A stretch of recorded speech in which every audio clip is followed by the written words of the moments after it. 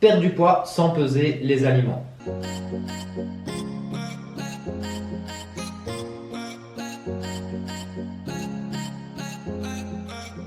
Bonjour à tous, je m'appelle Lou Engels, diététicien nutritionniste et aujourd'hui on va s'intéresser à la question de est-ce qu'il faut peser ses aliments pour perdre du poids. Alors, lorsque votre plan alimentaire vous est remis, c'est une structure, une journée type un petit peu, mais de type évidemment flexible, où vous avez les quantités, les fréquences, les types d'aliments, etc.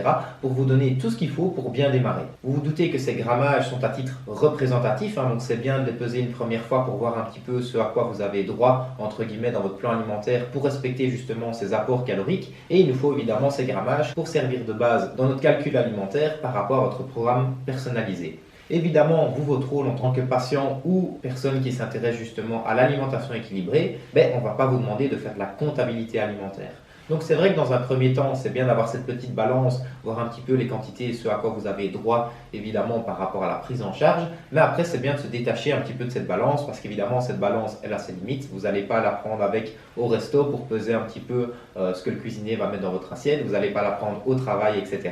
Et justement, cette balance, elle a toujours le petit danger de créer un petit peu un hyper-contrôle qui peut être trop présent. Et justement, on a vu que le lâcher-prise peut être bénéfique dans la perte de poids. Donc comme je l'ai dit, la première semaine, c'est bien de peser un petit peu tous les aliments pour voir un petit peu ce à quoi on a droit. Aussi s'intéresser au packaging, voir un petit peu le grammage qu'il y a dans certains paquets, etc. pour avoir des repères plus visuels. Et ensuite, évidemment, mettez un point d'honneur à respecter la structure dans l'assiette. La structure dans l'assiette, c'est quoi? Moitié légumes, un quart féculent de type complet et puis un quart tout ce qui est viande, volaille, poisson, œufs, etc.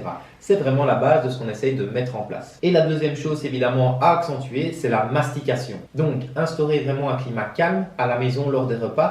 Prenez un repas qui va durer minimum 20 à 30 minutes, justement pour que le message de satiété arrive bien au cerveau. Et évidemment, jouez le jeu justement de mastiquer à fond les aliments, de décortiquer un petit peu les saveurs liées aux aliments que vous mangez, juste pour que la satiété se fasse ressentir et que vous ne mangiez pas au-delà de vos besoins. Il y a des petites techniques, justement, donc éloignez-vous des écrans, concentrez-vous bien sur votre assiette, essayez d'instaurer un climat calme à la maison lors des repas, déposez pourquoi pas votre fourchette après chaque bouchée, essayez de manger pourquoi pas dans des plus petites assiettes ou avec des plus petits couverts, des petites cuillères à café, etc. de manière à manger progressivement et pas manger une grosse quantité à la fois dans la bouche. Et prenez évidemment le temps de repas pour vous-même, justement, pour profiter de ce moment ensemble, en famille ou tout seul avec soi-même, mais justement pour bien cerner un petit peu les messages décryptés par votre cerveau. Le but de l'alimentation équilibrée, c'est toujours évidemment de s'écouter. Dès que la satiété se fait sentir, on s'arrête de manger.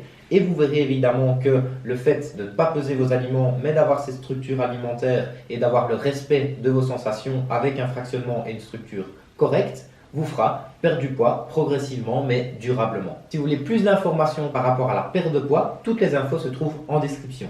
Il y a également un guide gratuit pour la perte de poids qui rassemble toutes les clés pour réaliser votre objectif. Il y a également aussi un menu de 4 semaines pour vous donner plus d'idées par rapport à vos menus. Et n'oubliez pas que de se réconcilier avec ses repas, c'est le premier pas. Ciao!